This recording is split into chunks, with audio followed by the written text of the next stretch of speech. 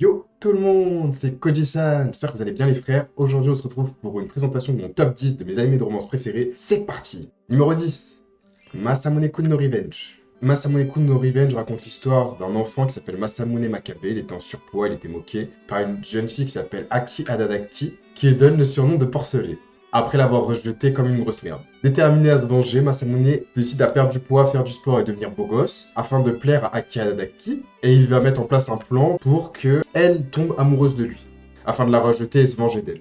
Du coup, Masamune va s'inscrire dans la même école que Aki, afin de se rapprocher d'elle, mais au fur et à mesure du temps, il se rend compte qu'il a des sentiments pour elle, et du coup, son plan va pas forcément se passer comme prévu.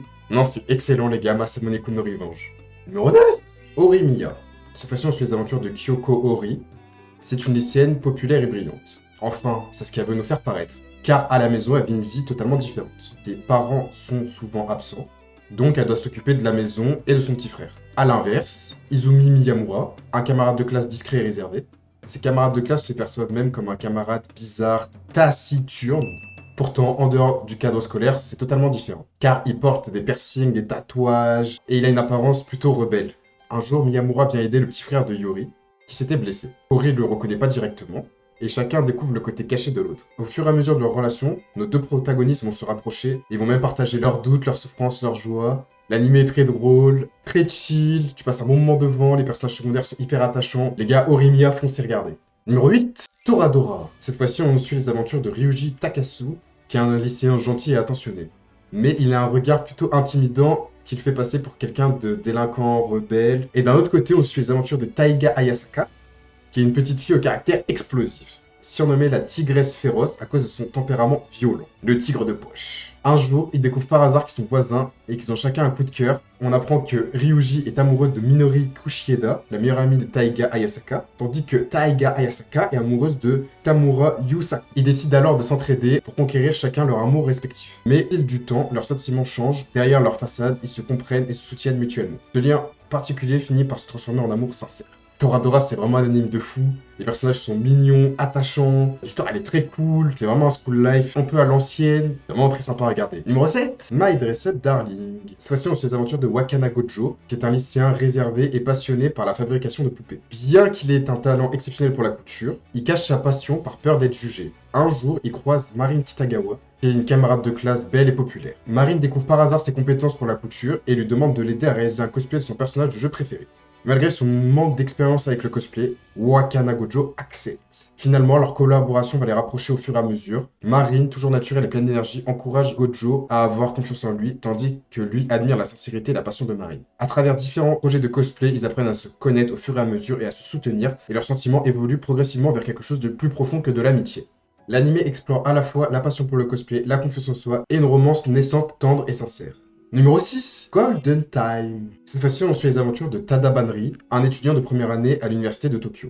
On apprend qu'il souffre d'amnésie suite à un accident survenu pendant sa dernière année du lycée. Il ne se souvient pas de sa vie passée et tente de reconstruire une nouvelle identité et de créer de nouvelles amitiés. À l'université, il rencontre Kaga Koko, une fille charmante et très attachée à ses sentiments. Après quelques rencontres maladroites, il développe finalement une relation romantique. L'histoire suit Tada Banri qui doit gérer son passé oublié et son présent. Au fur et à mesure que l'anime avance, il retrouve des souvenirs liés à son ancienne vie et se confronte à ses anciens amis, notamment Mitsuo qui complique parfois sa vie sentimentale. Au fil du temps, Banri et Koko traversent des hauts et des bas typiques de la vie universitaire, confrontant jalousie, rivalité et révélation personnelle. Finalement, malgré les difficultés liées à la mémoire, Banri apprend à concilier son passé et son présent et leur relation devient de plus en plus sincère. Pour moi, Golden Time, c'est l'anime le plus sous-coté, les gars, car il y a beaucoup de mystères liés au passé de Tada Banri qui fait que cet animé a un truc en plus par rapport aux autres animés de romance. Foncez regarder. Numéro 5, The Quintessential Quintuplet.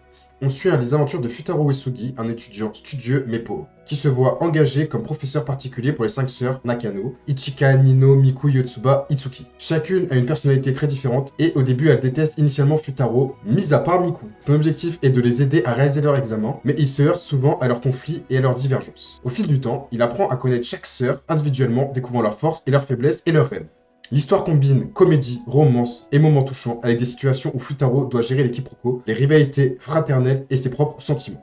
Finalement, à travers patience, persévérance et compréhension mutuelle, Futaro se rapproche de toutes les sœurs. Et la série révèle progressivement laquelle des 5 il choisira comme future épouse, concluant un mariage inattendu mais émouvant. Cet animé est exceptionnel, sauf la fin qui pue sa mère. Quel dommage. Numéro 4, Fruit Basket. Nous suivons les aventures de Handa Toru, une jeune lycéenne orpheline qui vit seule dans une tente après la mort de sa mère. Par hasard, elle rencontre la famille Soma et découvre qu'ils sont maudits. Lorsqu'ils sont stressés ou enlacés par une personne du sexe opposé, ils se transforment en animaux du zodiaque chinois. Toru va donc commencer à vivre avec certains membres de la famille Soma, et grâce à sa gentillesse et sa compréhension, elle les aide chacun à affronter ses blessures émotionnelles et ses secrets douloureux.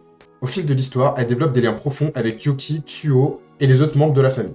Ces relations permettent à la famille Soma de commencer à briser la malédiction et à surmonter leur traumatisme. La série mélange comédie, romance et drame, tout en mettant l'accent sur l'amitié, l'acceptation de soi et la guérison des blessures du passé. Au fur et à mesure de la série, chacun finit par trouver sa propre voie vers le bonheur. Tandis que Toru et ses proches construisent un avenir rempli de liens sincères. Cet animé, c'est Fruit Basket, c'est exceptionnel. Contrairement à son nom, ça parle pas du tout de basket. Foncez rien.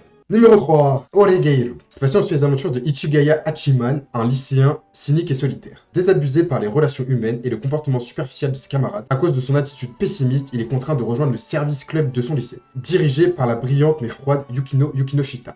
Le club a pour but d'aider les élèves à résoudre leurs problèmes. Ikigaya et Yukino sont rapidement rejoints par Uigahama, une camarade chaleureuse et sociale. Ensemble, ils sont confrontés à divers dilemmes sociaux et émotionnels typiques du lycée, mais toujours avec une approche pragmatique et souvent ironique. À travers ces missions, Ikigaya Hachiman, Yukino et Uigahama apprennent à mieux se connaître et à mieux se comprendre, et à affronter leurs propres insécurités et blessures.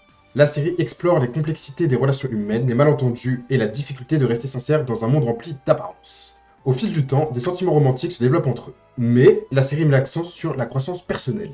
Un animé à l'ancienne comme on les aime. Numéro 2, Clannad After Story. Cette fois-ci, on suit les aventures de Tomoya Okazaki, un lycéen rebelle et désabusé, ayant une relation compliquée avec son père. Sa vie change lorsqu'il rencontre Nagisa Furukawa, une camarade timide et fragile qui rêve de relancer le club de théâtre de son lycée. En aidant Nagisa et ses amis à surmonter leurs difficultés personnelles, Tomoya commence à développer de liens sincères avec ses autres camarades, découvrant l'importance de l'amitié, de la famille et du soutien mutuel. La série aborde des thèmes émouvants tels que les traumatismes familiaux, la maladie, la perte et la résilience. Je vous préviens, cet animé est très triste. Tomoya et Nagisa développent une relation romantique profonde et leur parcours montre comment l'amour et l'entraide peuvent transformer la vie. Cet animé a 2 saisons, la saison 1 Clannad, la saison 2 After Story. Cet animé est exceptionnel, très triste, très touchant. Préparez la boîte de mouchoirs, c'est l'un des meilleurs animés de romance all time. Numéro 1, The Dungeons in My Heart. Cette fois-ci, on suit les aventures de Kyotaro Ichikawa, qui est un collégien solitaire et introverti, qui s'imagine être le protagoniste d'un thriller psychologique. Ce mec est fou. Il passe ses journées à fantasmer sur des scénarios macabres et nourrit une fascination étrange pour sa camarade de classe populaire, Ana Yamada. Cependant, au fil de l'histoire, il devient évident qu'Ichikawa est loin d'être le mauvais garçon qu'il prétend être. En réalité, il est un adolescent sensible et maladroit. Et ses pensées sombres sont plutôt le reflet de son isolement social que de véritables tendances violentes. De son côté, Ana Yamada, l'icône de sa classe, cache également ses propres faiblesses. Derrière son image parfaite, se cache une jeune fille pleine de doutes et de complexité. Leur relation évolue lentement, doucement, passant de l'hospitalité à une amitié sincère, puis à une romance très timide et très touchante. L'anime explore les thèmes de la solitude, de l'acceptation de soi et de la découverte de l'autre, tout en offrant une vision rafraîchissante et réaliste de l'adolescence. Cet anime est le meilleur car pour moi les personnages sont profonds et attachants. L'humour est subtil et naturel. Les personnages sont pas clichés et ont tous leur propre personnalité. Pour moi l'équilibre est parfait entre comédie et émotion. Les 10 animés que je vous ai présentés, je vous recommande fort de les regarder les frères.